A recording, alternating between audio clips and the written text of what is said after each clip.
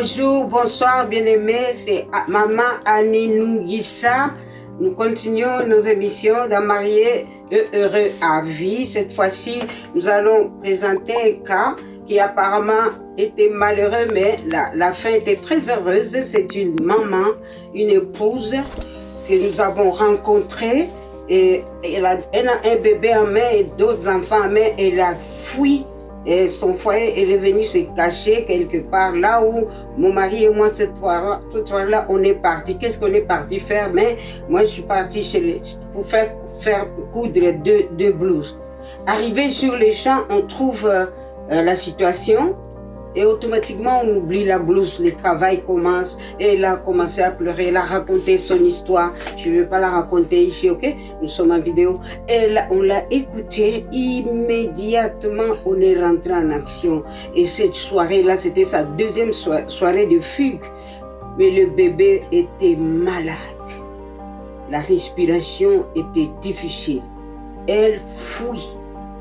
Elle ne veut pas sortir, donc on ne peut pas aller à l'hôpital. Oh, mon mari s'est mis entre mes Seigneur et il a prié pour l'enfant et puis la respiration est devenue normale à l'instant. Nous y avons vu, béni soit Dieu. Et puis elle est restée là. D'abord, elle est contente, son enfant est guéri.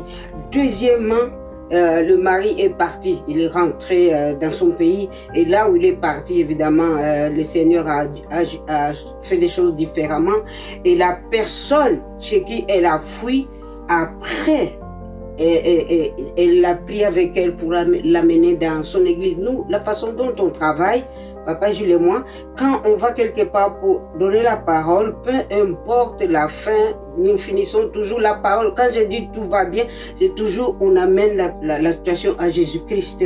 À Jésus-Christ, comme ici, il fallait directement appeler Jésus pour que le Saint-Esprit entre en action, rien à faire. Mais regarde, le Seigneur nous utilise, on quitte la maison pour aller chez une couturière pour faire 2 blouses parce que j'ai quelque chose. Et je voulais mettre ça. Et puis on arrive là, il y a du ministère qui attend automatiquement. Et qu'est-ce qui arrive après quand le Seigneur fait des choses comme ça, un miracle comme ça, automatiquement la personne va parler à d'autres personnes. Donc on n'avait jamais de repos. J'exagère un peu, mais c'est bon, c'est comme dans tout le business, hein, un homme d'affaires qui fait bien son affaire et puis qui présente bien la marchandise, il n'aura pas à chercher à faire la publicité. Ça va être de bouche en oreille. Et imaginez dans la business de Dieu, hein, l'entreprise, la merveilleuse entreprise au monde. Je sais que j'encourage beaucoup de mamans ici, des femmes mariées, et que souvent nous, à l'église, on doit rester tranquille, comme je l'ai dit souvent, mais dans notre cuisine, ça peut être comme moi. Vous pouvez faire comme moi. Les voisins, c'est un terrain libre. Personne ne va te dire tais-toi. Et généralement, quand on vient pour l'onction comme ça et qu'on est des gagneurs d'âme, c'est là où on a rencontré beaucoup de problèmes parce qu'un gagneur d'âme ne travaille pas à l'église, non. Un gagneur d'âme, c'est dans la rue, dans le métro, dans les autobus, à l'hôpital. Tout le monde a besoin de recevoir la parole et ça va exploser. Et généralement, quand ça m'arrivait, moi, je prenais des notes de téléphone et puis je passais le numéro. Moi, je suis comme sa secrétaire, quoi. Je prends des notes et puis soit par téléphone, soit à l'autobus. Et j'ai dit, papa, ici, il y a ça. Et puis les gens me parlent facilement. Ils s'assoient là, ils commencent à te raconter toute sa vie. C'est-à-dire qu'ils racontent sa vie à Jésus-Christ en moi. J'ai ça. Et puis, en ce moment-là, quand ça arrive, c'est sûr que le Seigneur a quelque chose à faire et on le sait. Et la bénédiction de la façon dont nous avons agi, hein, nous autres, et ça a fait que nos enfants, souvent, quand ils étaient jeunes, ils étaient témoins de beaucoup de choses. Ça aide les enfants à persévérer dans la foi. C'est bien d'aller à l'église, c'est bien d'écouter la parole, mais qu'est-ce qu'on en fait après?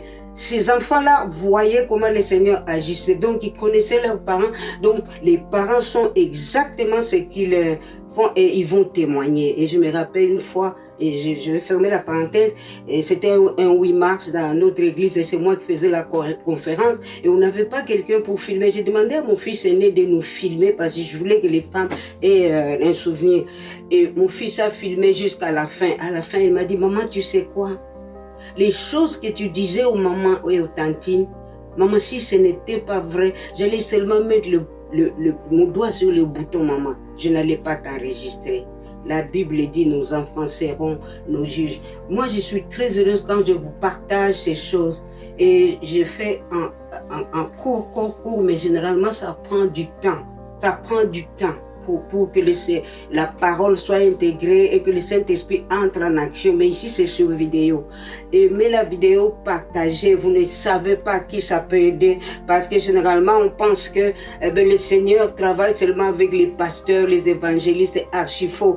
Quand tu viens au Seigneur, tu es régénéré. Tu es né de nouveau. Le Seigneur t'envoie. C'est pas pour déranger à l'église. Les gens qui dérangent à l'église sont oisifs. Quand tu es oisif, l'onction va devenir un mauvais esprit. Moi, je pense que c'est ça. Mais chez nous, l'onction a été toujours opérationnelle depuis 1992 à nos jours encore maintenant que nous sommes devenus quand même âgés. Voilà. Et nous sommes des cocos maintenant, des grands-parents. Mais ça continue comme si c'est hier qu'on a accepté le Seigneur. Que le Seigneur vous bénisse, que ces histoires vous touchent, que vous-même aussi vous puissiez ne plus rester à l'église, sortez, allez distribuer les pamphlets. Même si les gens ne viennent pas à votre église, souvent c'est le cas, mais si la personne est à Paris, comment il va venir prier à Montréal? Impossible. Voilà. Béni soit Dieu et soyez bénis, la mariée et heureux. Soyez extrêmement heureux dans vos foyers. Allez, merci. Amen. À la prochaine.